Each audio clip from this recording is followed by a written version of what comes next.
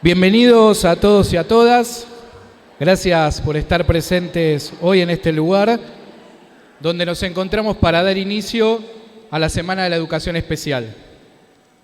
Compartiremos en el día de hoy diversos momentos, pero también los grandes y chicos vivirán diferentes momentos a lo largo de toda esta semana.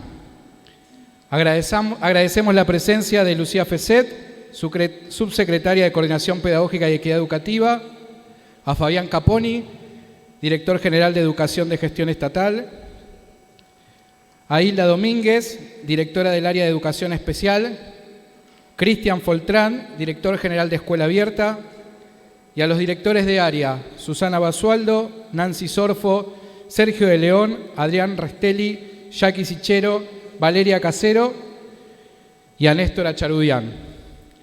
También a las supervisoras pertenecientes a la modalidad de Educación Especial, María Luisa Morel, Roxana Rodofile, Andrea Gallo, Graciela del Monte, María Jimena Alvareda, Lorena Carracedo, Amelia Domínguez, Claudia Baruta, Carolina Araujo, Andrea Piro y Valentín Casaravilla. Y a todas y todos los supervisores pedagógicos de los distintos niveles educativos. Les damos la bienvenida a la comunidad educativa que se está uniendo en este momento mediante la transmisión para poder también compartir este momento. La Semana de la Educación Especial tiene como propósito fundamental generar espacios de reflexión e intercambio de saberes y experiencias. Es o busca ser un espacio de encuentro que, recuperando distintas temáticas de intereses que atraviesan la escuela, nos permitan aprender a partir de ellas. Estamos convencidos y convencidas de que los conocimientos se construyen colectivamente en el encuentro con otros y con otras, en el intercambio de prácticas pedagógicas democráticas, en el respeto y la escucha entre diferencias, transitando obstáculos, transformando barreras y recorriendo diferentes caminos para el aprendizaje de nuestros estudiantes, la transformación de la comunidad y de la vida que nos rodea. Queremos contarles también que contaremos con diversas actividades haciendo partícipe a toda la comunidad educativa a través de 4 ejes donde los docentes podrán contar experiencias educativas. Hoy contamos en la apertura con la presencia de Perla Selmanovich, con la conferencia La Educación Especial entre Fronteras y Puentes, una oportunidad para multiplicar lugares practicados, una ocasión para que emerja la dignidad del sujeto en un lazo con la cultura, una lectura traspandémica. Aprovechamos para agradecer la colaboración de todos los que participaron haciendo posible la realización de la Semana de la Educación Especial un año más. A continuación, escucharemos a Lucía Feset, subsecretaria de Coordinación Pedagógica y Equidad Educativa, y a Hilda Domínguez, directora de la modalidad de Educación Especial. Bueno, buenos días a todos, a todas. Un gusto verlos acá y verlas acá. Pensé que este encuentro... Pero me voy a parar un minuto porque así los veo. Acá estamos petizos. Y acá hay lugares también, por ahí a los que están más al fondo, si no ven bien. En principio, bueno, ya de por sí el estar juntos y juntas de distintas áreas, de distintas escuelas, tanto de los niveles primario, inicial, secundario, con la modalidad especial, habla un poco sobre esto que nos convoca, ¿no? Pensar otras miradas posibles, porque esas miradas se construyen siempre en el encuentro entre varios que vemos diferente, tal vez lo mismo, o el mismo objeto, la misma persona, el mismo fenómeno o escena. Así que de por sí agradecerles a todos por hacerse presente y de algún modo recrear en este espacio, en este tiempo, esta idea de pensar miradas posibles sobre sucesos, hechos y escenas que tal vez ya conocemos. Y por otro lado, a modo de reflexión general, venía pensando acá, bueno, que esta Semana de la Educación Especial siempre es una oportunidad para volver a pensar qué es justamente especial de esta modalidad, ¿no? Y sabemos, y miro sobre todo a las supervisoras que son especialistas en la materia, que durante mucho tiempo se pensó la mirada de lo especial en el sujeto, ¿no? Partiendo de cuál era su condición o su discapacidad, en un esfuerzo como de clasificación que buscaba un poco separar e ir dejando etiquetado a cada uno en función de su realidad. Y yo creo que hoy esa mirada la tenemos, y ya de hecho venimos trabajando en ese sentido, que complementar con el tipo de intervención que la modalidad puede aportar. Y de hecho, para mí lo más especial que tiene la educación especial es la especificidad en la intervención, el profesionalismo que pueden aportar sus docentes, sus profesionales formados en la materia y que aportan justamente otras miradas posibles, otras formas de intervenir, otras formas pedagógicas de actuar sobre todos los sujetos que están o que forman parte del sistema educativo, no solo aquellos que fueron originalmente destinatarios, sino todo aquel que en forma permanente o transitoria requiere algún tipo de apoyo durante su trayectoria escolar. Bueno, les deseo una linda semana y un placer. Gracias, Perla, por acompañarnos hoy en la apertura.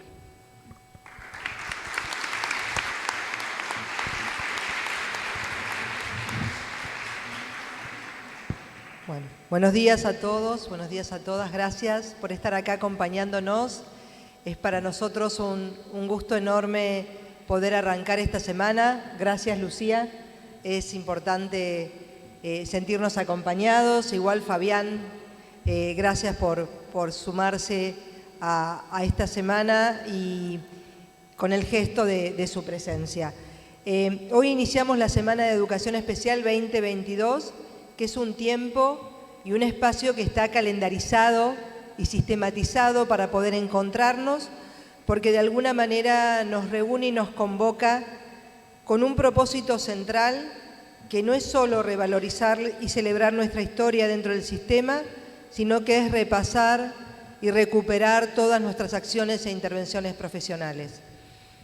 A lo largo de esta semana fortaleceremos la convicción de que la modalidad tiene una presencia necesaria y absolutamente significativa en todo el sistema educativo, porque tiene la responsabilidad junto a otros actores de generar condiciones para que todos aprendan, para que nadie quede afuera y cada vez este nadie y esta diversidad ustedes saben que es más y más notoria.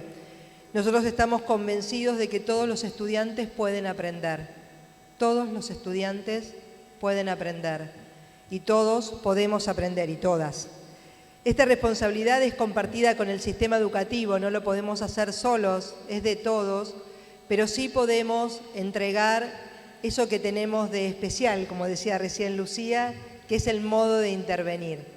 La capacidad y la calificación de cada uno de las docentes y de los docentes de la modalidad que hace muchos años vienen y venimos entendiendo la diversidad como riqueza.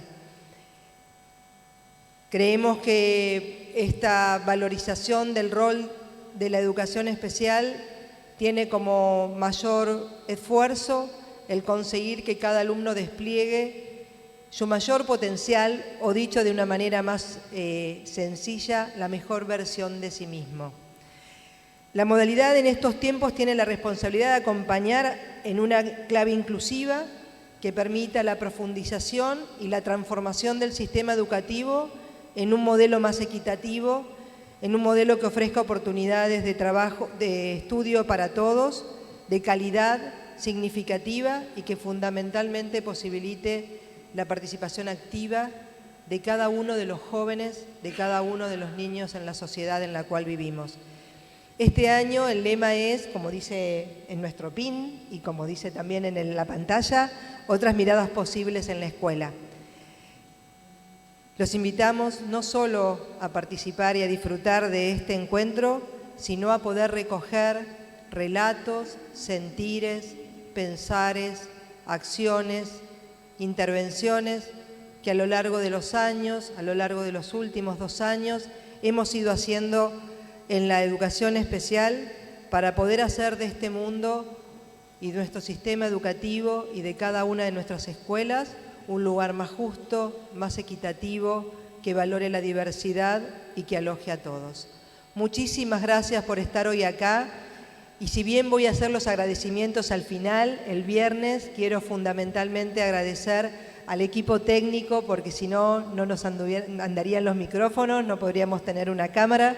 Así que gracias a todo el esfuerzo que hicieron y también al equipo de la modalidad de educación especial que trabajó hasta el último detalle para poderlos recibir hoy acá. El viernes, si Dios quiere, haremos todos los agradecimientos de todo lo lindo que va a pasar en la semana y de lo necesario de la participación de cada uno y de cada una para que eso suceda y acontezca como lo estamos planificando. Muchísimas gracias. Buenos días.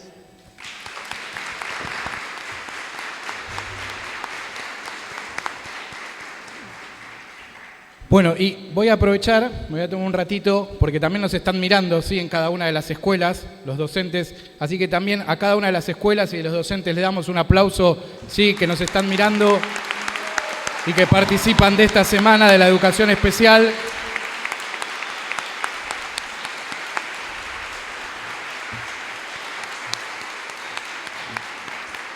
Que como dijo Hilda, martes, miércoles, jueves y viernes vamos a estar participando y haciendo un montón de encuentros y de cosas para los niños, para las niñas y para los docentes y todos sentirnos partes de esta semana de la educación especial.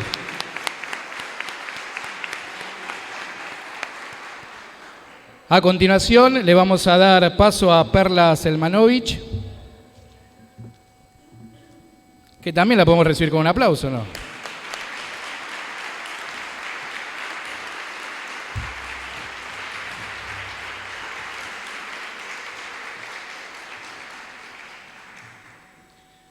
Les voy a contar un poquito acerca de Perla. Perla es maestra licenciada en Psicología, magíster en Educación, doctora en Ciencias Sociales y postdoctorada en Infancias y Juventudes. Dirige el programa de formación, investigación y clínica socioeducativa y la carrera de especialización con modalidad virtual en psicoanálisis y prácticas socioeducativas, en perspectiva transdisciplinaria.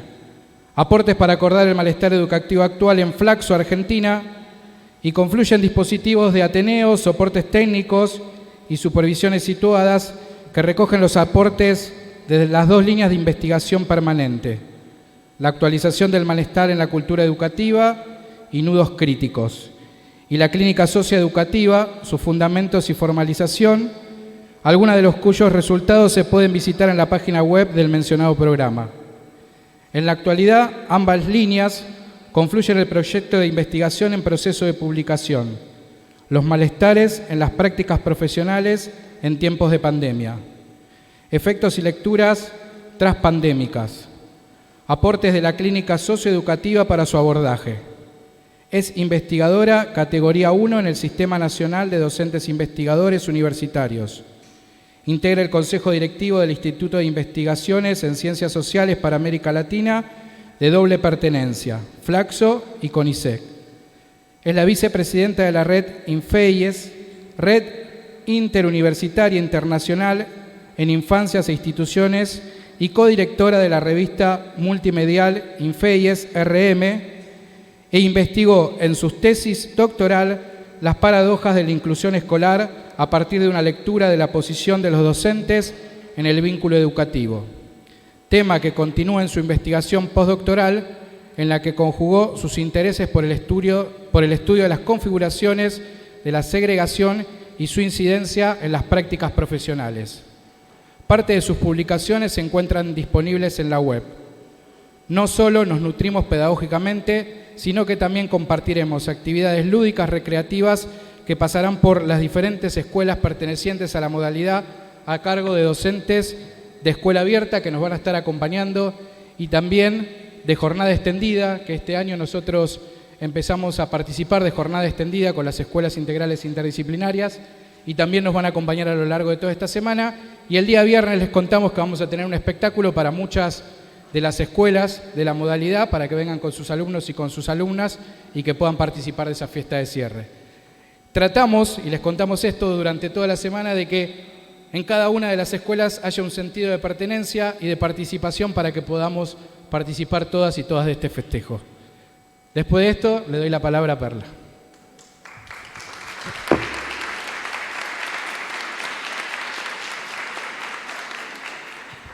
Bueno, muy buenos días. Gracias por estar acá y bueno, trataré de aportar desde algunas ideas y experiencias que venimos tejiendo, y hablo en plural porque nunca es en solitario, siempre es colectivo. Aunque uno esté leyendo un libro, está leyendo con otros. Y bueno, particularmente lo que voy compartiendo se gesta siempre en la conversación, ¿no? Y pensando la conversación como esa palabra que trae otra palabra. Y en ese sentido, bueno, me toca estar de este lado del mostrador, pero voy a intentar de entrar en conversación con ustedes y bueno, creo que vamos a tener, ¿no?, un espacio para preguntas, cuestionamientos, reflexiones, porque a mí me nutre este intercambio con ustedes, ¿sí? Bueno, yo el título que le Perdón, puse... Perla, porque me olvidé algo, perdón. Cada uno tiene un código QR, ¿sí? Ahí pueden hacer las preguntas que después le quieran hacer a Perla. Nosotros, no sé si vamos a poder hacer todas las preguntas porque somos un montón, Sí. pero vamos a tomar algunas y te vamos a preguntar Me las a partir pasan, ¿sí? me las van pasando. Dale, claro. gracias. Perfecto. Bueno, entonces, me quiero referir un poco al título que yo le puse a esta presentación, que de alguna manera tiene como cuatro líneas que construyen el argumento que yo pensé, ¿sí?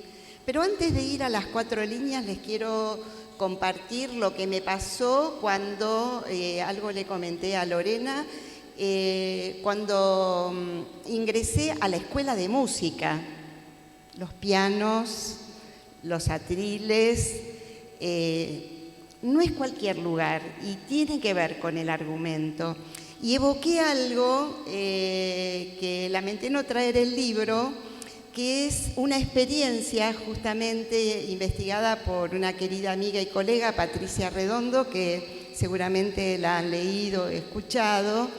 Ella investigó justamente la experiencia de una escuela en una zona muy difícil del conurbano, en La Matanza. El libro se llama, que si lo quieren buscar, La escuela con los pies en el aire, así se llama. Y la evoqué por lo de la música.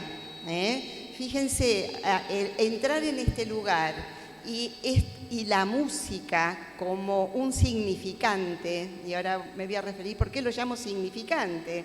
Porque es algo que atrae, un significante atrae a otro, atrae a otro, y en este caso atrajo para mí esa experiencia y esas metáforas y esas experiencias increíbles en esa escuela de educación especial, en donde la música, como dice por ahí Patricia, es el pensamiento, es lo que acontece ahí. Y bueno, porque hay una orquesta y porque es una experiencia en colores, es una experiencia como tantas experiencias que habitan aquí y en todas las escuelas que están en este momento compartiendo, y a quienes saludo especialmente, porque en cada quien, en cada escuela, para cada docente, para cada agente educativo, ahí habita una experiencia que nos enseña. Entonces, bueno, no quería dejar de mencionar esto porque lo voy a retomar en mi argumento. ¿Cuál es, desde mi punto de vista, en este momento, el lugar central que tiene la cultura? La llamamos música, la llamamos pintura, la llamamos matemática, la llamamos ciencias, todas las producciones culturales. Me parece a mí, y eso está en el corazón de lo que venimos ubicando en esta etapa, me voy a referir al final a ello, que llamo transpandémica. Transpandémica. Y apenas un breve apunte. Lo llamo transpandémica para tomar nota que hay 3 tiempos, 3 temporalidades en este momento y que precipitan en ese niño, en esa niña que no logra regular su cuerpo, en nosotras, en nosotros mismos, con lo que nos ha pasado. A veces nos puede ocurrir, y nos ocurre, el dar vuelta a la página, y bueno, ya pasó, nos puede nublar un poco la mirada. Entonces, lo transpandémico, que es lo que estamos tratando de pensar en este momento, lo que nos pasa ahora, no puede dejar de pensarse en relación al acontecimiento, en el sentido fuerte, como lo piensa Badiou, por ejemplo, el filósofo Badiou, cuando habla del acontecimiento, en donde hay una ruptura en el saber, ¿no? Si no ha habido una ruptura en el saber, en ese acontecimiento pandémico. Pero ahí tenemos lo que está pasando ahora, lo que nos está pasando ahora, lo que estamos viendo ahora, lo que estamos viviendo en estos momentos, tomando nota de los efectos del acontecimiento, del gran acontecimiento mundial, global, pero también de lo que estaba ocurriendo antes. Y esto, poder ubicarlo en cada escena, en cada situación, me parece que es de una gran fertilidad, porque nos ayuda a rebobinar la película. Lo que está pasando ahora tiene su historicidad. Acá se mencionó la historia y creo que esto es sumamente central para pensar el ahora y también el porvenir. Bueno, dicho esto, voy a referirme entonces, ¿cuáles son los 4 tópicos, vamos a decir, que pensé con este encuadre? Por un lado, pensar la educación especial entre fronteras y puentes. Entre fronteras y puentes. Otro apunte general y que de alguna manera en las conversaciones previas, que siempre me gusta conversar en los pasillos, vieron que se producen las conversaciones más sueltas, más genuinas, más, ¿no? Interesantes. No quiero decir que en los espacios formales no, pero bueno, el pasillo es el lugar del encuentro. Podría ser otra manera de nombrar fronteras y puentes. Quiero decir que todo lo que venimos pensando y lo que voy a plantear ahora, la necesidad de pensarlo siempre en un anudamiento de 3 dimensiones que nos ayuda a no distraernos de la historicidad y de lo singular, lo general y lo singular. ¿Cuáles son esas 3 cuerdas, ¿no?, que siempre están trabajando de manera anudada? La dimensión sociohistórica, lo acabo de mencionar, la dimensión sociohistórica, la dimensión institucional y la dimensión subjetiva. 3 cuerdas que arman un nudo, y cuando digo un nudo, es un nudo topológico. ¿Qué tiene de particular la topología? Que da idea de que hay un movimiento. La topología son figuras que se mueven, que se transforman, que tienen desplazamientos. Entonces, tan importante pensar cuál es qué tenemos hoy en el centro del nudo, de nuestro nudo, podríamos decir, común, que es pensarnos desde la educación especial en el marco de la educación en sentido ancho, ¿sí?, en sentido amplio, de lo que es un sistema educativo, en este caso en la ciudad, ¿sí? Siempre pensando que lo que mueve la dimensión sociohistórica en el centro, en cada momento, hay algo que genera malestar, pero que al mismo tiempo es en ese malestar, es a partir de ese malestar que hay la posibilidad de producir algo. Yo podría poner en el centro de ese nudo entre que mueve la dimensión sociohistórica, la dimensión institucional y la dimensión subjetiva, podría poner el significante. Piensen qué pondría cada uno de ustedes. ¿Cuál es el significante que anuda es el malestar que hoy estamos transitando? Uno que nos atraviesa. No hace falta que me lo digan, obviamente. Piénsenlo. Yo voy a soltar uno que es la palabra inclusión. ¿Sí? ¿Cómo pensar?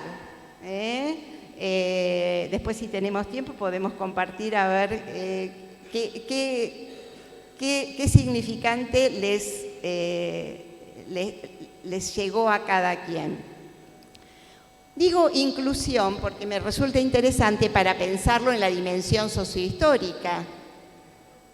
Es un significante, un paradigma que atraviesa los sistemas educativos y no solamente el local, pero, y esto es importante, y aquí va el anudamiento con la dimensión institucional, ahí ya tenemos que particularizar, es fundamental, porque cada territorio, cada escuela, cada barrio, cada escuela en ese barrio y al interior de esa escuela, lo que se mueve en relación, vamos a decir, este significante común que es la inclusión, va a tener particularidades, porque la historicidad de esa institución, en ese barrio, en esa ciudad, con esos docentes, se va a mover de manera diferente.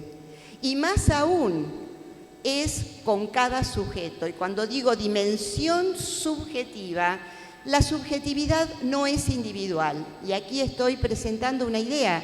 La subjetividad, una idea que quizás es una verdad de perogrullo, pero se suele asociar la subjetividad como lo individual de lo que le pasa a cada uno. Y me interesa ubicar que la subjetividad va con la época y va con la institución.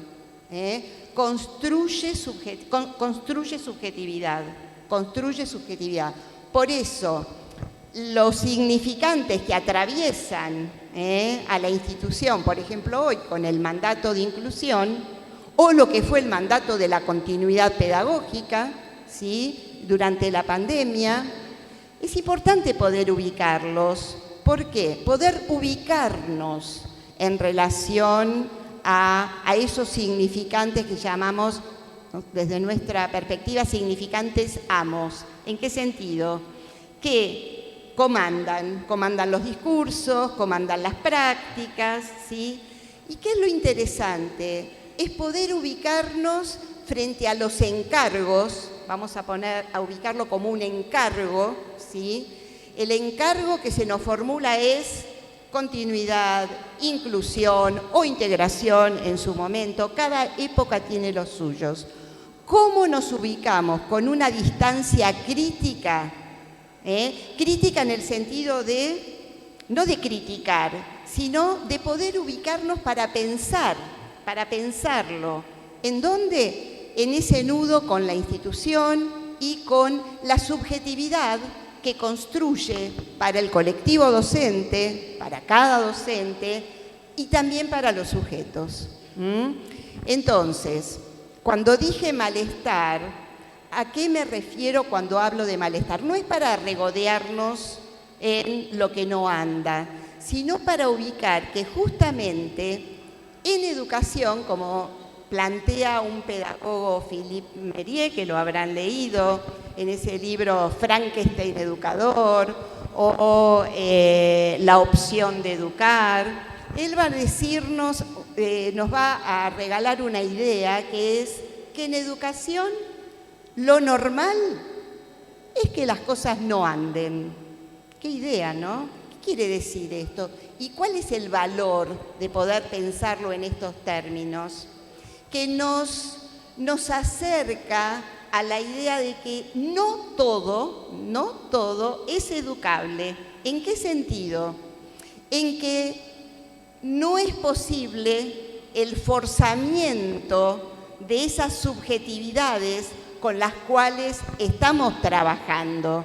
Hay un punto de imposibilidad del cual, si tomamos nota, hay más chances, creo yo, para la inclusión, porque eso supone la posibilidad de incluir aquello también que no anda, pero ¿en qué sentido no anda? Que siempre va a haber algo que no acople 100% con el conjunto. Siempre va a haber algo que va a desacoplar. Y estar preparados y preparadas para eso nos da una chance para ensanchar el campo de lo posible.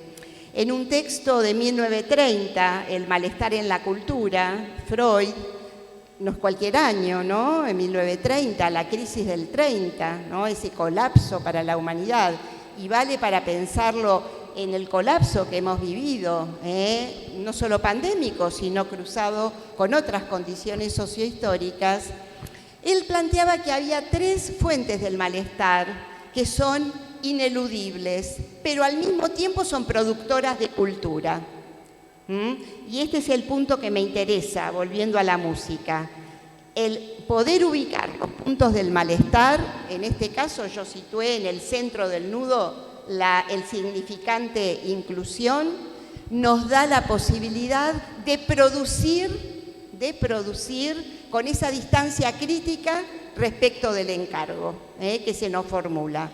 Entonces, volviendo, en 1930, él planteaba en su texto El malestar en la cultura, que lo recomiendo porque creo que tiene una actualidad muy interesante, es que una de las fuentes del malestar estructural, ineliminable por completo, volviendo a Philippe Mérier, ¿no? Lo que no deja de no andar inevitablemente es la relación con las fuerzas de la naturaleza. Es ineliminable que haya las fuerzas de la naturaleza con las cuales tenemos que lidiar los humanos. Pero pensemos qué es lo que hizo la humanidad frente a, por ejemplo, el frío. El frío es un elemento de la naturaleza con la que tenemos que convivir. Produce malestar el frío. ¿Qué hizo la humanidad? ¿Qué produjo? ¿Qué produjo culturalmente la humanidad para lidiar con ese malestar? Edificios, la ropa, el fuego, y todas las derivas que siguen aconteciendo. Claro que también la cultura produce a su vez malestar, Y ahora, después me voy a referir un poquito a ello. Es decir, ¿qué es lo que producimos también hoy con respecto a nuestra actividad humana para lidiar con ese malestar ineliminable? También en el estado de la cultura actual producimos inundaciones cuando quemamos los humedales, por ejemplo, ¿no es cierto? Entonces, esa es una fuente del malestar ineliminable, por completo, pero abordable. Entonces, malestar ineliminable por completo, pero abordable, y nos permite producir, en este caso, para la educación especial y para la educación en general. Por eso es tan importante poder ubicar esos signos del malestar y no eludirlos. La otra fuente del malestar de la que nos hablaba Freud en 1930 es el malestar en relación al deterioro del propio cuerpo. ¿Es eliminable por completo el deterioro del cuerpo, la muerte? No, pero es abordable. ¿Qué generó la humanidad para lidiar con ese malestar? ¿La medicina? y todos los artefactos científicos y técnicos, la cosmetología, el botox y todo lo demás, pero hay un punto en donde es ineliminable. Es decir, malestar que genera cultura, malestar que genera cultura. Y ahí inclusión que genera malestar y puede generar cultura. Y ahí van las invenciones. Bien, tercer fuente del malestar, y ahí va de lleno a lo que nos toca, la relación entre las personas. Una fuente del malestar es la relación entre las personas. ¿Qué inventó la humanidad para lidiar con el malestar, para que no nos matemos los unos a los otros por la caza del mamut, para remontarnos históricamente? ¿Qué inventó la humanidad para poder regularnos?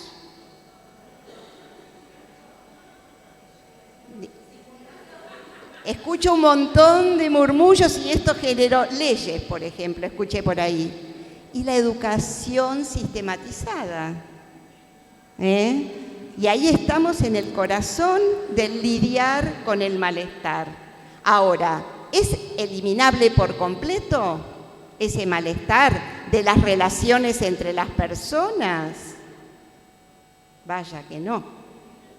Pero sin embargo, es abordable, es abordable. A veces los modos de abordaje generan malestar, generan más malestar, pero ahí vamos, tratando de ensanchar el campo de lo posible. Y a propósito de la educación y de otras prácticas, ese señor llamado Segismundo decía que la educación, junto con el curar y el gobernar, son profesiones imposibles. ¡Wow! El hombre se dedicaba a curar. ¿Cómo es eso? Nos dedicamos a educar, a curar, a gobernar, ¿sí? ¿Son profesiones imposibles en qué sentido? ¿No se puede educar? Sí, pero no todo. ¿No se puede gobernar? Sí, pero no todo. ¿No se puede curar? Sí, él se refería a su propia profesión, ¿no? Como psicoanalizar. Sí, pero no todo. Porque cuando pretendemos el todo, creo que cabe también para la inclusión, ¿cuál es el riesgo? De caer en aventuras omnipotentes. ¿Y cuál es la otra cara de la omnipotencia? La impotencia, la impotencia. ¿Eso quiere decir que la inclusión no es posible? Sí, tiene puntos de imposibilidad y ahí va nuestra invención y poder ir a ubicar en esos detalles, en esos pliegues, en esas dificultades cotidianas. Y es ahí donde podemos inventar lo posible. Inventar lo posible. Entonces ahora voy con este telón de fondo al primer eje, a sabiendas de que lo que voy a plantear no es todo, es algo, y que nos cabe a cada quien inventar desde el lugar en el que nos toca. ¿Por qué coloqué como primera cuestión la educación especial entre fronteras y puentes? ¿De dónde tomo esta idea? De un historiador llamado Michel de Certeau se escribe, en un libro que tiene un título que calza muy bien a la hora de pensar la potencia de la invención. Él plantea en su libro La invención, tomen nota porque me parece que es muy hermoso desde mi punto de vista, la invención de lo cotidiano. Y ahí va la posibilidad de ensanchar el campo de lo posible, en la invención de lo cotidiano. ¿Qué va a decir él en relación a la invención de lo cotidiano respecto de las fronteras y los puentes? Que a mí hace tiempo que vengo pensando en esta idea, en algún lugar lo escribí, lo llamé espacio socioeducativo entre fronteras y puentes, algo así. Digo porque anda circulando, así que sí, pueden googlearlo y quizás lo pueden encontrar. ¿Qué es lo que me interesa de esta idea? Justamente retomando algo que se planteaba en la presentación, que es la educación especial no puede estar ajena a lo que pasa en la educación en general y en este contexto histórico, con este mandato en particular, que ya sabemos genera cosquillas, ¿no?, de distinta índole, ¿no? Es decir, ¿cómo vamos a inventar? Estamos frente a la necesidad de inventar. ¿Qué va a decir él de las fronteras? Son dos figuras, la figura de la frontera y la figura del puente. Son dos figuras que construyen espacios. Y esto me parece que es algo interesante. ¿Qué quiere decir? ¿En qué sentido frontera? La frontera es un espacio, y lo conversábamos con ahí el colectivo que está con su lenguaje de señas justamente.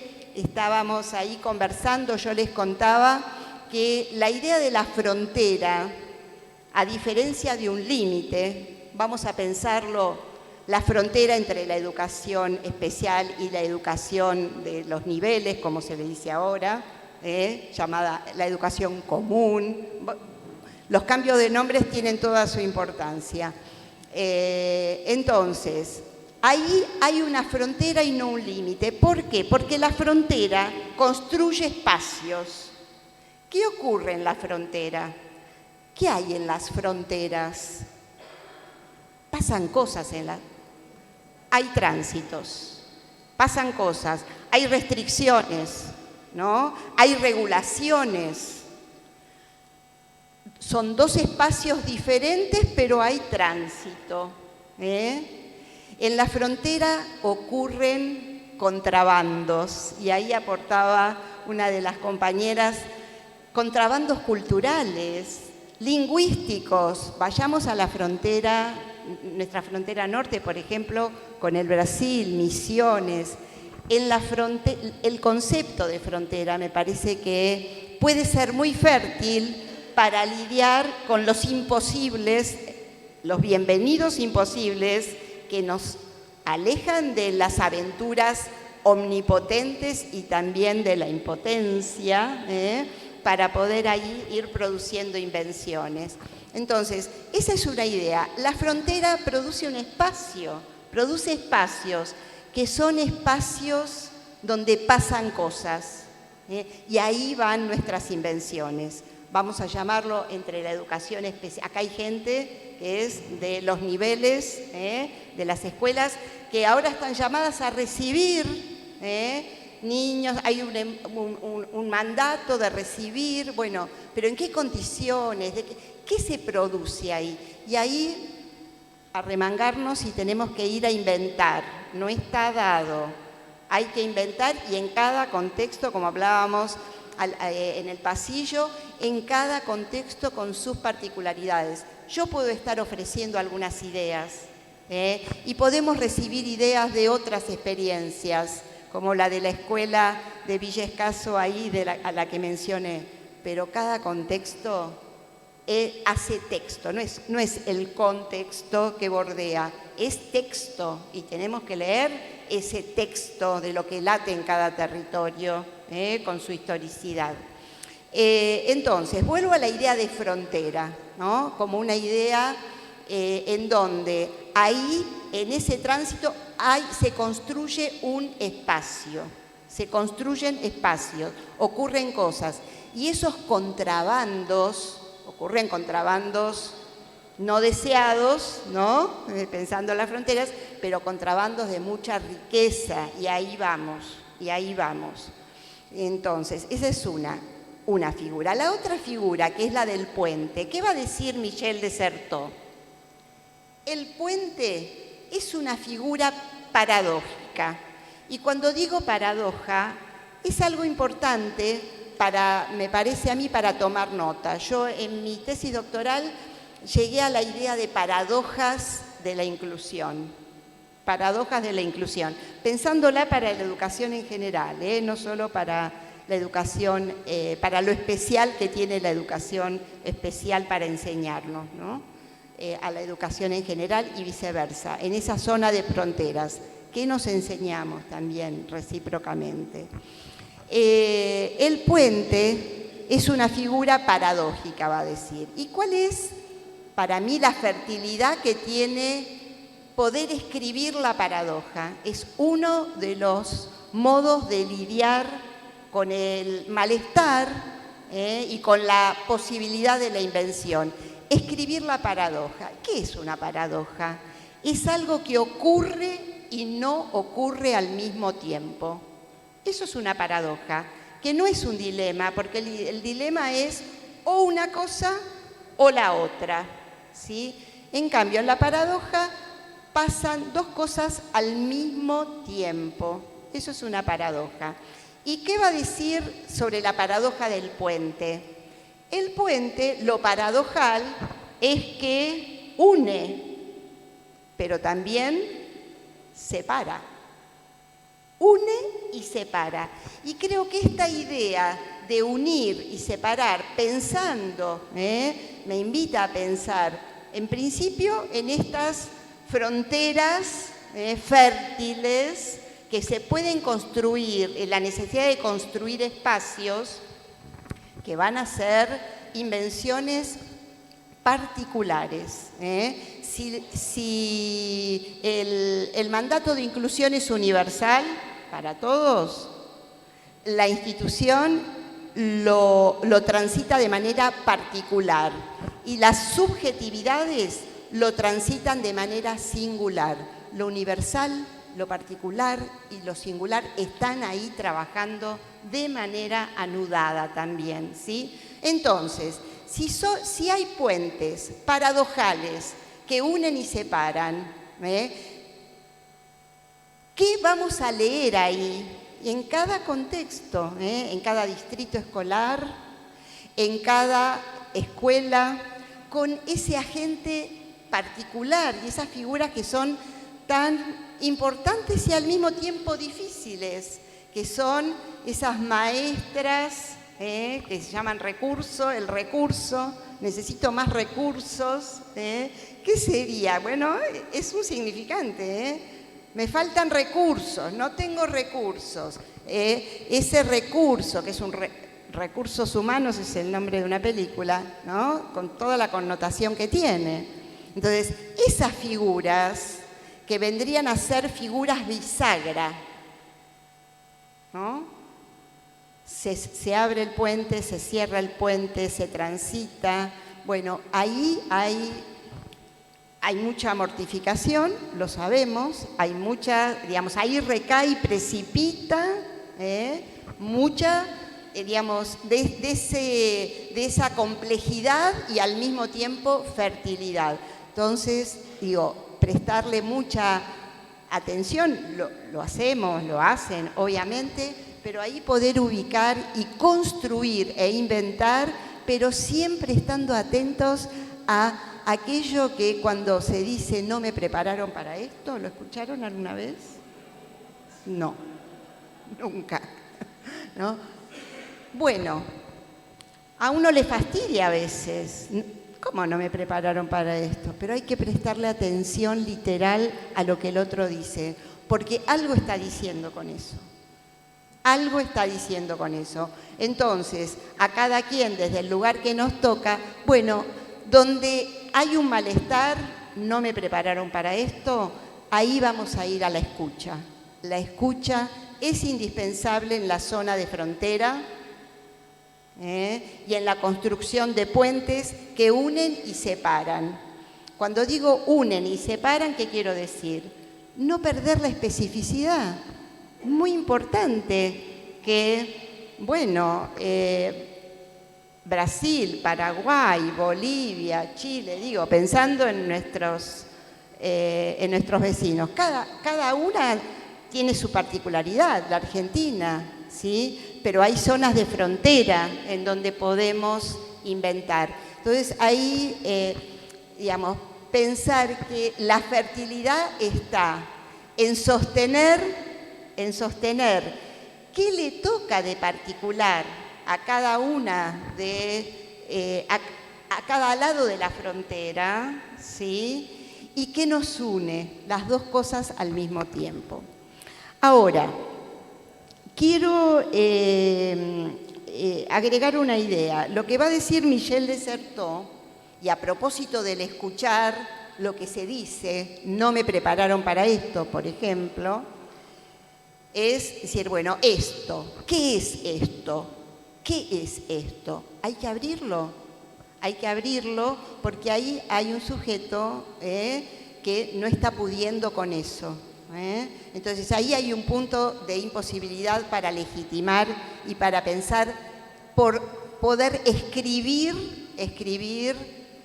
y escuchar qué es lo que no anda, porque ese va a ser nuestro punto de apoyo. ¿Qué nos va a decir Michel de Certeau además? Que esos espacios que se construyen son espacios narrativos. Son espacios narrativos. Lo que se dice construye subjetividad. Cuando se dice de un chico que se mueve mucho, es hiperkinético. O del mismo chico se dice, este va a ser bailarín, tiene una plasticidad en su cuerpo increíble. Construye no solamente espacios, el lugar que se construye es muy diferente para un llamado y nombrado, narrado hiperkinético que para un narrado posible bailarín o un cuerpo con mucha plasticidad, ¿no? Entonces, la idea de que esos espacios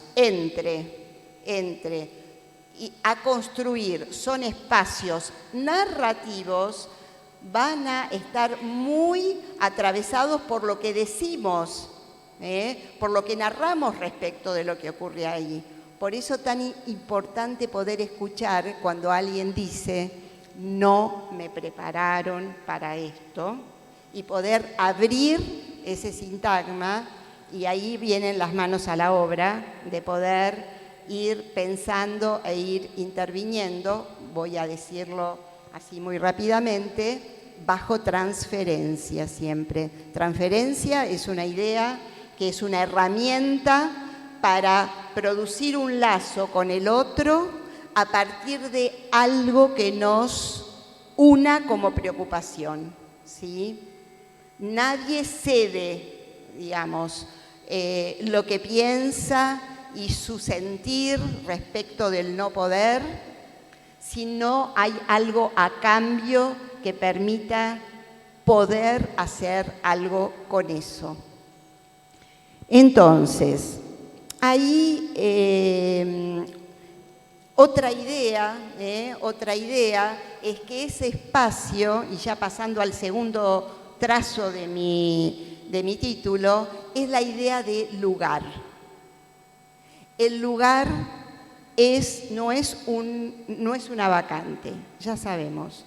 No es una vacante en la escuela de nivel o la escuela común, ni es una vacante en la escuela de educación especial.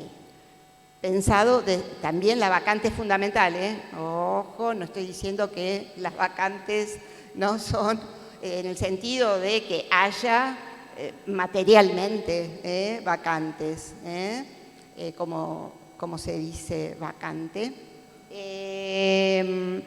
El lugar no es suficiente. Puede haber una vacante, alguien puede estar inscripto en una escuela y no tener lugar. Entonces, ahora me voy a referir a ello. No sé cómo vengo con el tiempo. ¿Bien?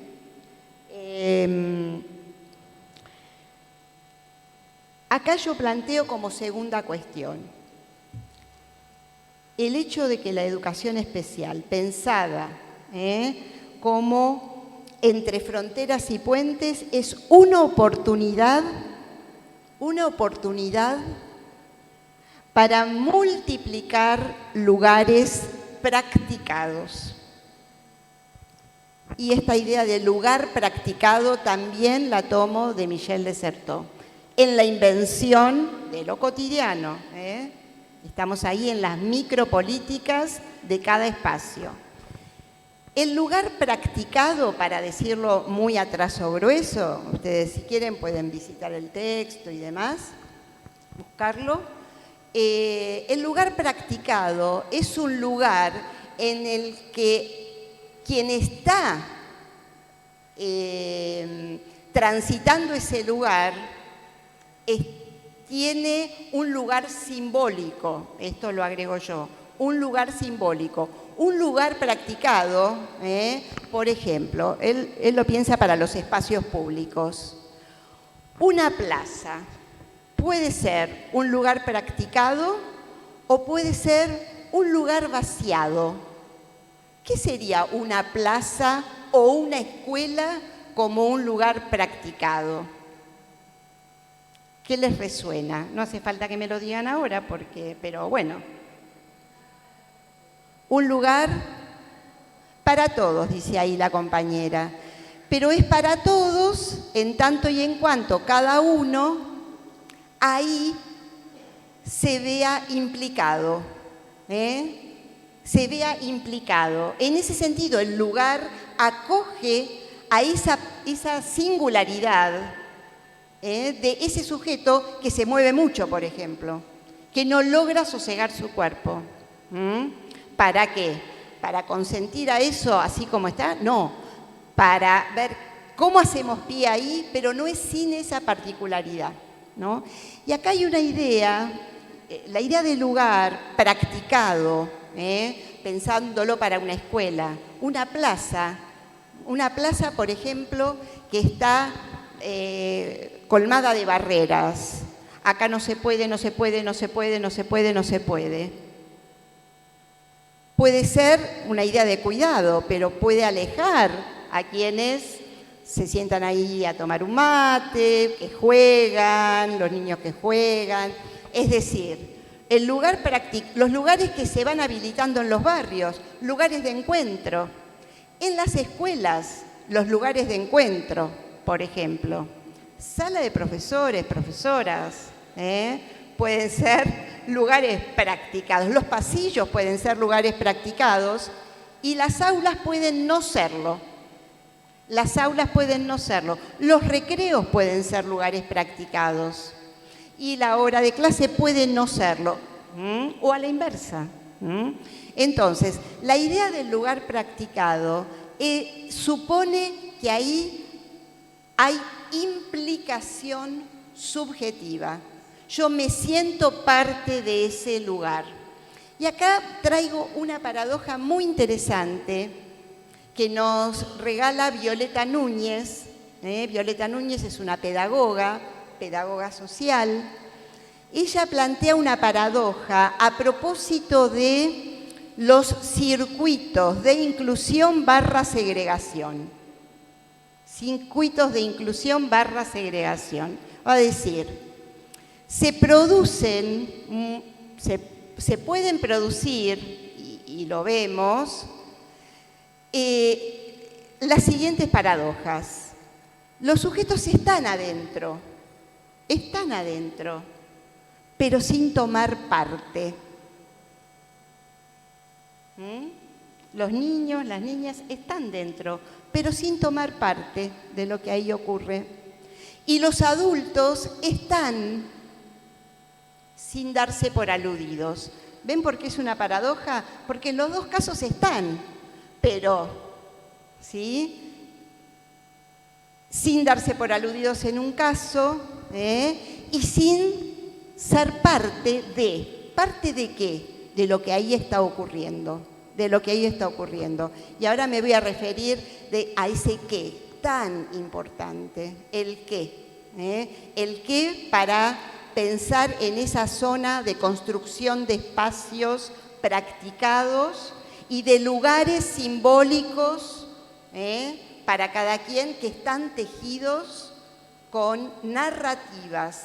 ¿Qué se dice de esa familia? ¿Qué se dice de ese sujeto? ¿Qué se dice de ese grupo? Es performativo, construye, porque los humanos necesitamos aferrarnos a eso que se dice de nosotros. Pero con eso podemos, la educación escolar, especial en sentido amplio, lo que puede producir es esas zonas necesarias que potencien, creo que en la introducción Hilda mencionaba esto, que es que a cada quien su mejor versión, en el sentido, lo leo en estos términos, ¿no? Esas versiones que es necesario ir leyendo, y a veces las versiones son aplastantes por lo que se dice de un sujeto, con qué significante llega a ese espacio que esperamos que sea practicado.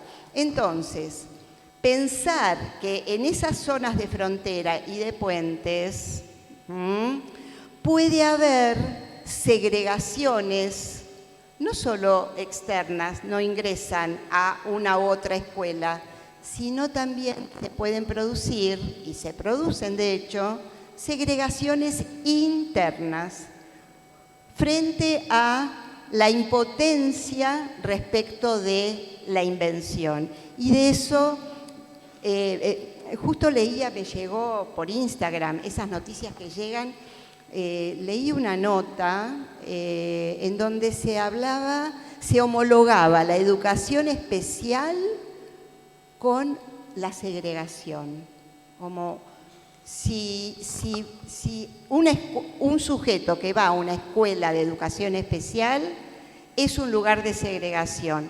No, me parece, es una narrativa primero que uniformiza, ¿sí? Y ¿de qué hablamos cuando hablamos de segregación? Siempre un sujeto que está en una escuela tal o cual, porque es de educación especial, ¿está segregado? Siempre que un sujeto está en una escuela común, ya sea con una condición X, llamada discapacidad, ¿eso significa que está incluido? ¿Qué significa estar incluido? ¿Y qué implica la segregación? Digo esto porque para complejizar un poco e invitarnos a esas lecturas e invenciones. Y me detengo un segundito en la palabra inventar. Inventar no es lo mismo que crear. Inventar se inventa con los elementos que están disponibles. Y eso es importante. La invención es con lo que tenemos, no es crear ex nihilo algo nuevo. A veces ocurre, ¿no? Hay gente que logra crear algo, la teoría de la relatividad, bueno, también él, digamos, don Einstein, lo inventó con los elementos que tenía. Entonces, estamos llamados y llamadas a inventar con los elementos disponibles, con una orientación. ¿Qué es a la inclusión? Pero la inclusión, ¿en qué sentido?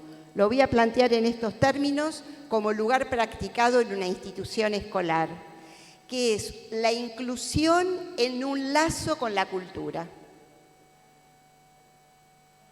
Puede haber un espacio, una vacante, y puede haber una segregación interna en cualquiera de los espacios, ¿sí? En cualquiera de los espacios.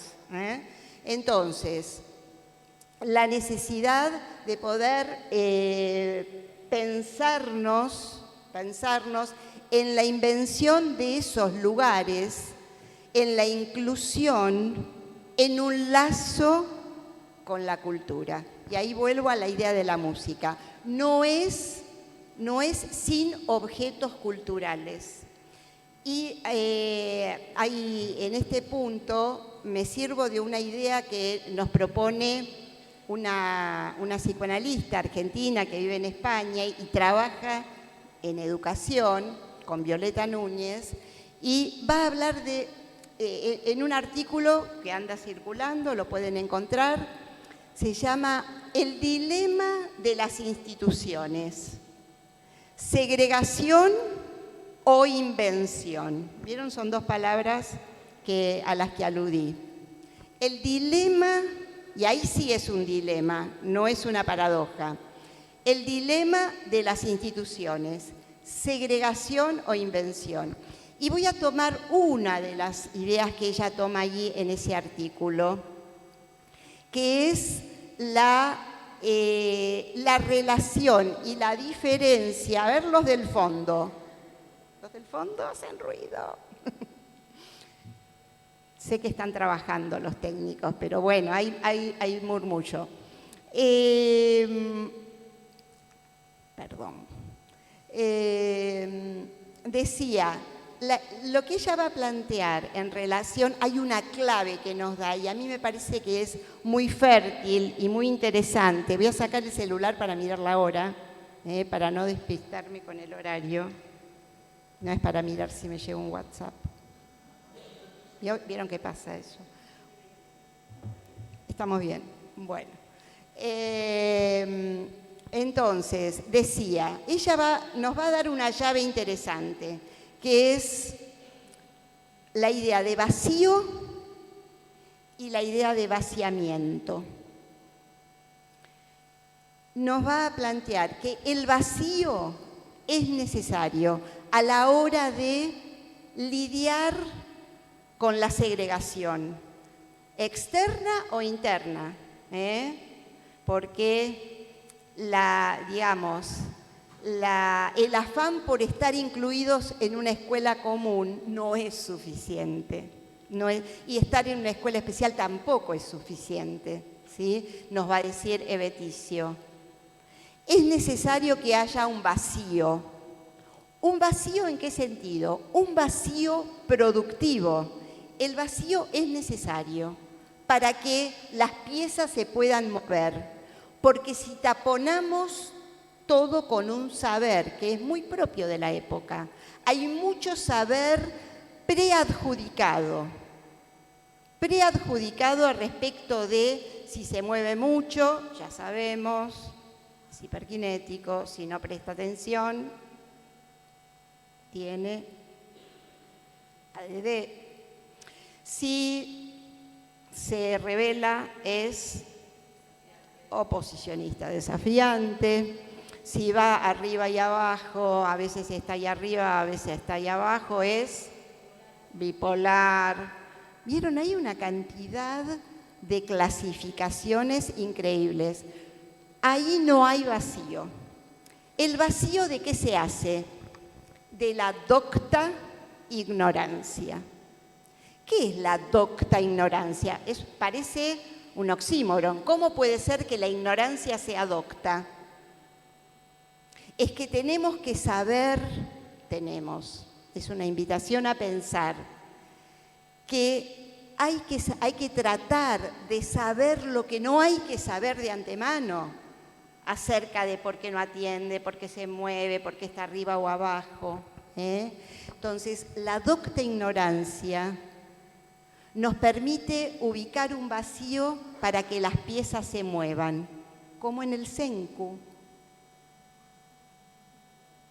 ¿Vieron que para que se muevan las piecitas tiene que haber un lugar vacío? Si no, no hay movimiento. Hay fijaciones. ¿Y fijaciones de qué? Si pensamos en la dimensión subjetiva, fijaciones de los síntomas, fijaciones de aquello que el sujeto cree por las narrativas que se le adjudican que no va a poder, porque no ve o porque no oye, o creo que es la zona más difícil de incluir cuando estamos en el campo de esos bordes subjetivos que clínicamente, aunque me cuido de llamarlos, estamos en el campo del autismo, de la psicosis, ¿sí? Que es más difícil. ¿Por qué? Porque son modalidades, como dice un colega brasilero, Rinaldo Voltolini, a decir, son sujetos que tienen deseos especiales. Y ahora me voy a referir a la idea de deseo. Entonces, vuelvo, porque me fui por las ramas. ¿Vacío o vaciamiento? El vacío es necesario. Docta ignorancia, no saber anticipadamente qué es lo que aqueja a un sujeto. Hay casos, hay situaciones en que parece evidente porque no oye, pero no alcanza, porque dos personas que tienen dificultades auditivas, ¿sí?, son dos mundos singulares, y pueden responder y ubicarse frente a ese evento, según el espacio narrativo que se construya para ese sujeto, puede dar lugar a otras potencias, como decía Baruch Spinoza, lo que puede un cuerpo hay que explorarlo y hay que ofrecerle oportunidades. Y ahí va la idea de vacío, en ese sentido de vacío productivo. ¿Qué es el vaciamiento? Que no es lo mismo que el vacío. El vaciamiento es vaciar a la institución educativa, y la voy a decir así, en sentido amplio, porque me estoy moviendo en la zona entre fronteras y puentes, ¿sí? El vaciamiento es cuando lo que sí tiene que haber, son los legados culturales y la producción cultural. Porque la subjetividad humana necesita, para poder regularse, de abrazar libidinalmente algún objeto. Sino porque cuando escuchamos también a una docente, o nos pasa también en casa con los pequeños y las pequeñas que tenemos alrededor, que un cuerpo que no consigue aquietarse, dice la maestra, pero cuando dibuja, parece otro chico. ¿Qué quiere decir que cuando dibuja parece otro chico? Ahí la actividad pulsional, ¿no? Y ahí hay abro como un hipertexto, ¿no?, muy importante desde mi punto de vista para pensar la relación entre vacío y vaciamiento, es que todos los sujetos, en cualquiera de las zonas de frontera, somos seres pulsionales. ¿Qué quiere decir esto? Que buscamos alguna manera, hay un empuje a la satisfacción inmediata, y ahí la educación tiene algo para dar. Y cuando lo vaciamos de contenidos, justamente hoy a la noche vamos a estar en un encuentro en donde estamos trabajando sobre lo que nos está pasando ahora en las instituciones. Me encantaría escucharles de cómo lo están viviendo ustedes en sus instituciones, qué es lo que hoy se advierte. Lo que nosotros advertimos, por ejemplo, son muchos cuerpos que no logran regularse, muchas disputas entre familias y escuelas, una sobrecarga de demandas, un tiempo urgente, el tiempo signado por la urgencia, ¿sí? Entonces, seguramente en las instituciones en las que ustedes están hay especificidades al respecto, pero a medida que vamos leyendo transpandémicamente esto que está pasando ahora, ¿y qué pasó con este niño, con este grupo, cuando estábamos en esos lazos que llamamos lazos virtualizados? ¿Y qué pasaba antes? Este niño que nos encontramos que está en 5º grado y no alfabetizado, o que en las conquistas de los hábitos no nos encontramos con ello. En la especificidad de las escuelas, las docentes de apoyo, APND y todas las figuras, ¿con qué se encuentran hoy en las instituciones? De pronto ese niño que busca ser incluido, pero resulta que, ¿qué pasó antes? No lee, no escribe, está en 5º grado. ¿Qué pasó antes, durante la pandemia? Y antes de la pandemia era muy quietito, 1º y 2º grado, ahora está en 5º, 3º y 4º en pandemia. Andaba bien porque era callado, ¿sí? Entonces, no advertimos ahí indicios. Me gusta llamarlo ahora ir a la pesca de indicios transpandémicos. Indicios transpandémicos. Tenemos la foto, tenemos que rebobinar la película. Es importante rebobinar cada película. Entonces, ¿con qué nos encontramos? Con que los contenidos culturales, con las particularidades que va a tener cada sujeto para poder abrazar un objeto cultural, están desafectados, así lo llamamos. Contenidos desafectados y su relación con los cuerpos desregulados. ¿Qué quiere decir contenidos desafectados? ¿Qué quiere decir contenidos desafectados? Sin afecto. El afecto es algo que toca el cuerpo, ¿sí? Cuando yo escucho una música, ¿tienen la experiencia de escuchar una música? Puede cambiarnos el estado de ánimo. ¿Qué es lo que hace que la música haga vibrar el cuerpo? ¿Qué hace que alguien diga, como le escuché decir a César González en una entrevista? César González, un cineasta ahora, su entrevista es cuando había salido de la cárcel. Dice, entró un pibe chorro y salió un poeta, dice César González, porque hubo alguien que le ofreció un libro de Roberto Arlt, Las aguafuertes porteñas, que hablaba como se habla en la calle. Y César dice, lo que yo sentí cuando pude escribir fue como una electricidad que me atravesó el cuerpo. ¿Por qué me detengo en esto y a propósito del vaciamiento? Para connotar lo que nos hace la cultura a los cuerpos de cualquier lado de la frontera. Y el riesgo del vaciamiento no es algo de ahora, solo que algo que era inhabitual hoy se nos presenta como habitual. También leía en esa nota una estadística que, bueno, vieron que en las notas periodísticas hay que encomillar, ¿no? La información siempre también una distancia crítica.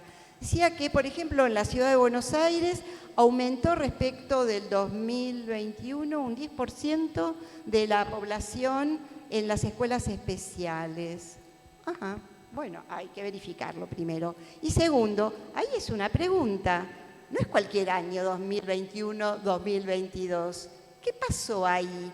Y ahí esta idea de lo que era inhabitual, esto es lo que observamos, estamos trabajando con esta hipótesis, lo que aparecía como inhabitual, un niño que estaba en la escuela y no ingresaba en un lazo, en un vínculo educativo, ahora es lo habitual. Lo inhabitual ahora es lo habitual. Entonces, en esta tensión entre vacío y vaciamiento, ¿qué es lo que salta a la vista?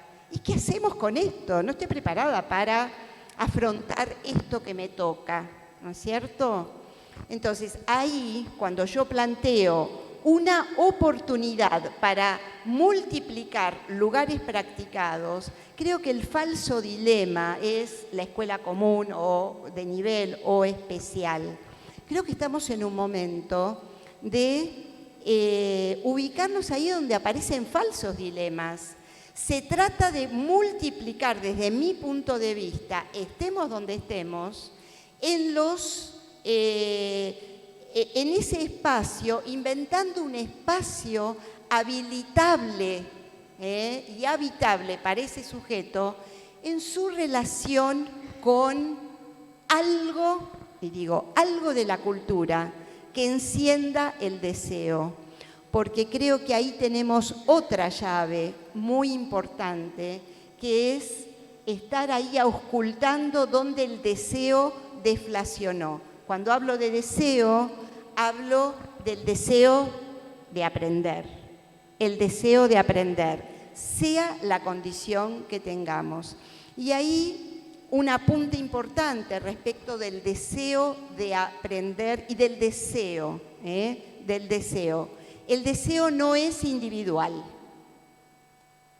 El deseo es transindividual.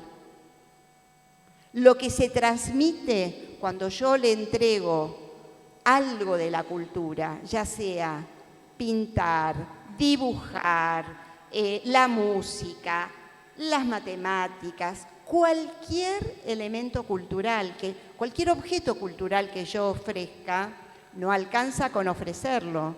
Ahí tiene que haber, para que se transmita y se despierte el deseo, tiene que haber deseo de este lado. Lo que se transmite es el deseo. Lo que se transmite es el deseo de quien ofrece esa pieza musical, esa canción, ese cuento que lee. Es decir, el lazo, la inclusión no segregativa, está traccionada motor a deseo. Y el deseo no es del sujeto individual, está en ese lazo. Por eso siempre me gusta plantear que el tratamiento y el abordaje de esos malestares son siempre a dos bandas. ¿Qué quiere decir a dos bandas? De un lado mira la situación del sujeto, pero del otro lado mira la situación de ese docente, de esa docente que dice, no me prepararon para esto. Entonces, cuidar lo que estamos llamados, me parece, a incluir es el lazo, y para eso es necesario poder atender a... Hay otra frontera y puente, son fronteras y puentes de deseo entre quien está ahí para ofrecer algo y para, ojalá, recibir algo, y que dé su consentimiento subjetivo. El aprendizaje se produce si hay consentimiento subjetivo y se verifica por los efectos, no es a fomento, no es a presión. El consentimiento es cuando alguien aprendió, cuando alguien se entusiasmó, se verifica siempre por los efectos.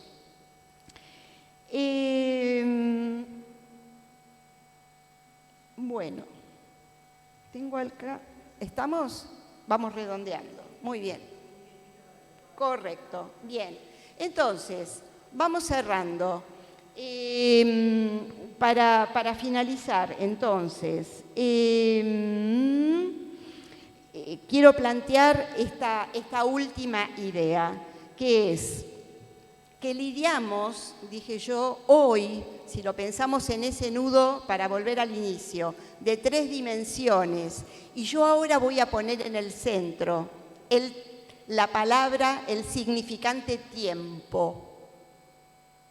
Hoy tiro una flechita, piensen como un diagrama de Venn, pero no es un diagrama de Venn. Son 3 cuerdas de un nudo que se mueve, y que si se mueve una cuerda, se mueven las otras, y si se suelta una, se sueltan todas. Si se suelta una, por eso es tan importante ir como trabajando ese anudamiento. Si yo pongo tiempo y lo tiro la flechita desde la dimensión del tiempo social, ¿cómo lo vivimos hoy en las instituciones?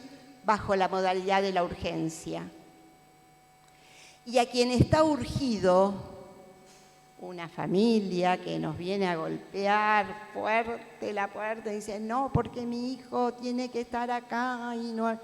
Bueno, a quien está urgido no le podemos pedir que espere, porque lo que relanza es un circuito de afectos, decimos, exacerbados. Hubo mucha angustia y la angustia se traduce muchas veces en hostilidad. Es una de las formas que adopta la angustia, el trasfondo en la angustia. Entonces, advertencia. El tiempo urgente no mueve bien muchas veces con el tiempo escolar, con la gramática del tiempo escolar. Ahí hay para inventar entre fronteras temporales también. Y luego, el tiempo subjetivo tampoco se mueve al ritmo ni de la urgencia social, ni de la gramática del tiempo escolar. ¿Qué es el tiempo subjetivo? Lo voy a decir así, rápidamente. Supone un instante de ver, un tiempo de comprender y un momento de concluir en acto. Cuando el chico se enganchó, es con algo, es en acto, nos damos cuenta en acto. Ahí el tiempo subjetivo, el momento de concluir, no, muchas veces ni siquiera alcanzamos a verlo, porque se produce después. Y nos enteramos porque en el barrio nos cruzamos con la madre y nos dice, usted no sabe lo que significó para este chico lo que usted hizo. ¿Qué hice? Ese libro que estaba arriba del escritorio y que usted dijo, no, sí, que se acercó y usted dijo, llévalo si querés. Entonces, el momento de concluir muchas veces no lo vemos. Lo que sí tenemos a mano para inventar en lo cotidiano es lo que vamos a ofrecer pensando y auscultando qué es lo que late como un interés particular que muchas veces está opacado en cada sujeto. Suponer un interés a un sujeto es suponer que ahí hay un ser humano que necesariamente tiene una relación posible con algo de la cultura.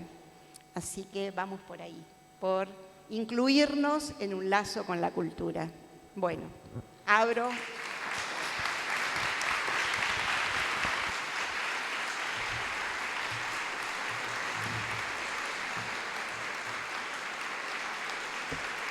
Bueno, muchas gracias.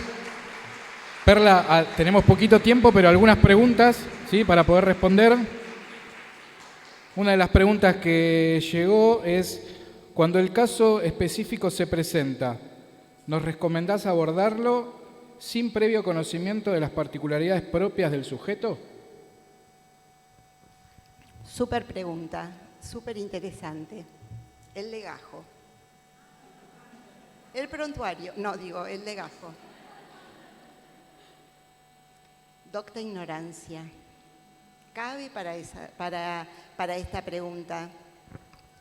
Me parece que muchas veces el legajo, el saber demasiado sobre la historia familiar, sobre los diagnósticos que trae, nos obtura la oreja, la escucha, y necesariamente esas narrativas también impregnan nuestra lectura y nuestra mirada.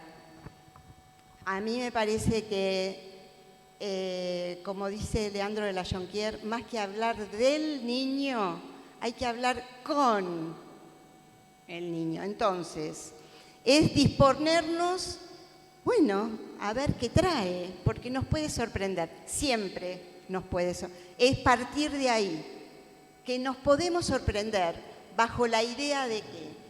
De suponer ahí un sujeto. Y la idea de la suposición es muy importante. ¿Cuál es la contracara de la suposición? La certeza. Yo sé que viene, no, este GD. Es oposicionista desafiante, ¿no? Y entonces ahí se levantan todas las barreras. Ese es un riesgo. Entonces mi recomendación, si no me gusta dar recomendaciones, pero un principio que nos puede orientar es la docta ignorancia. Bueno, después veo, en todo caso, si chusmeo un poco el legajo, ¿sí? Porque ahí puede haber, más que significantes, significados clausurados que fijan posiciones. Y si algo tenemos los humanos, es que somos seres de lenguaje. Y el lenguaje, lo que tiene de interesante es que cuando yo digo acá la palabra casa, ¿qué significa para ustedes? Digan así, al aire, digan palabras.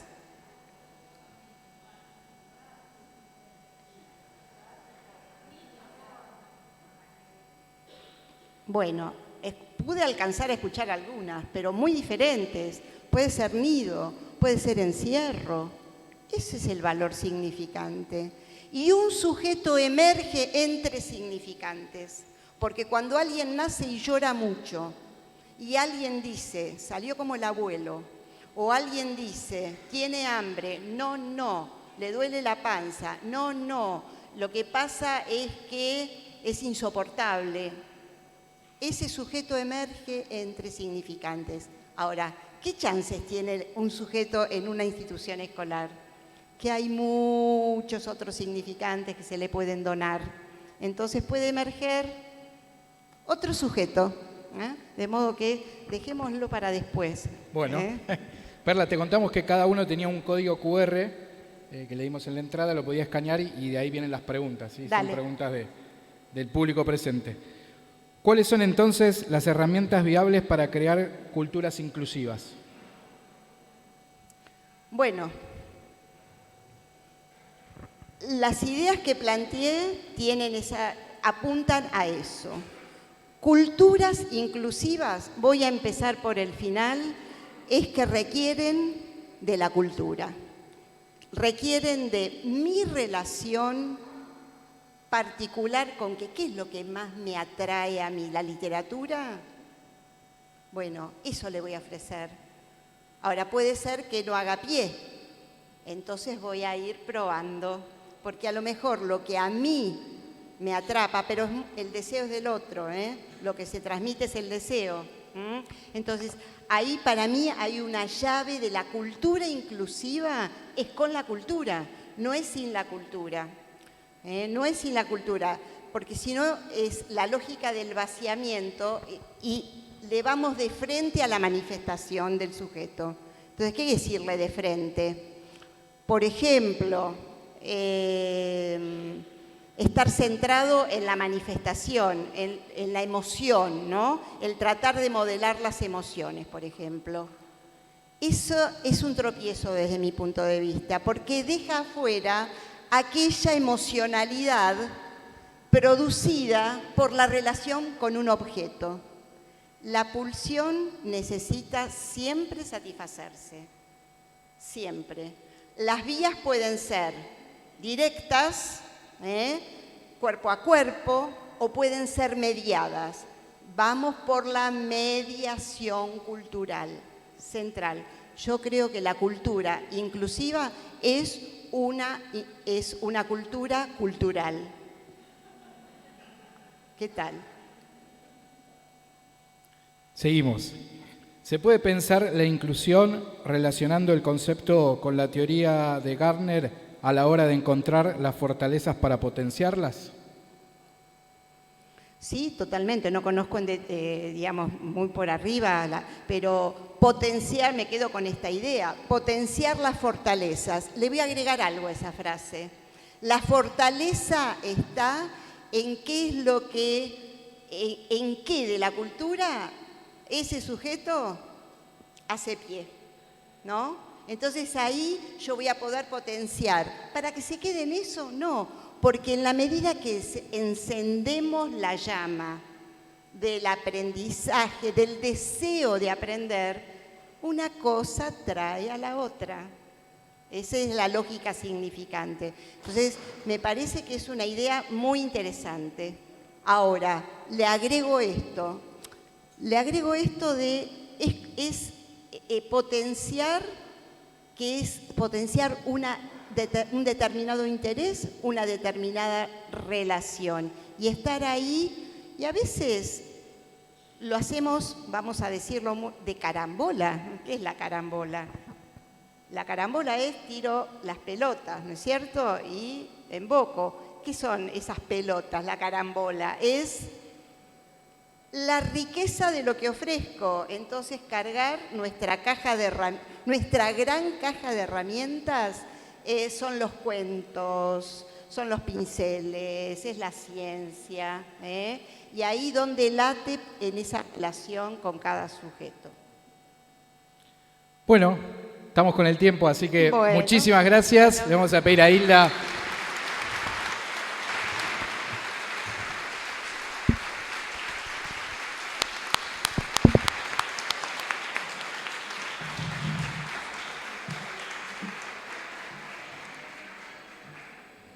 Bueno, Perla, muchas gracias.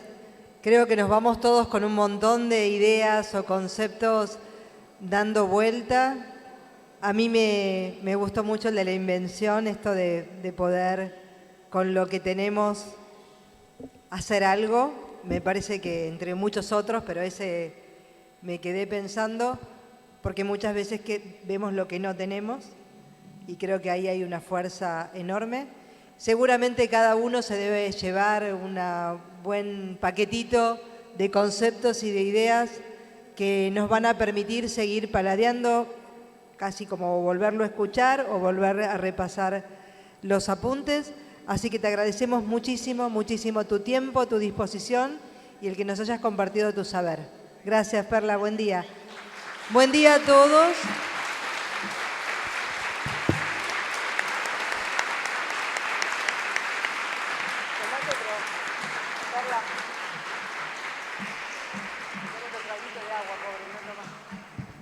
Gracias por compartir esta mañana. El pronóstico decía que empezaba lloviznando, pero que iba a salir el sol. Está saliendo el sol, así que les proponemos tomarse un ratito de descanso y después seguramente desde las escuelas irán tomando el tiempo de la tarde, un tiempo de trabajo interesante porque es el intercambio de lo que pasa, de una partecita de lo que pasa en nuestras escuelas. Así que a disfrutar la tarde también y a disfrutar el resto de la semana con todo lo que está previsto. Que tengan una buena jornada, que tengamos una hermosa semana de educación especial y nos seguimos viendo virtualmente. Un beso enorme. Gracias. Vamos a agradecer nuevamente al equipo técnico de la Dirección General, al desayuno también que tuvimos hoy a la mañana, a la escuela, ¿sí? Escuela pública que nos prestó el espacio, así que un lindo espacio de una escuela pública.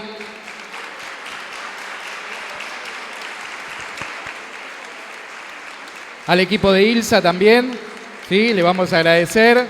Un aplauso grande para el equipo de ILSA. Y bueno, como dijo Hilda, los esperamos 13:30 a toda la gente de Educación Especial para las mesas de trabajo. Y no se olviden que hoy comenzamos, ¿sí? Tenemos toda una semana y que sea con la misma alegría y el mismo entusiasmo. Muchísimas gracias,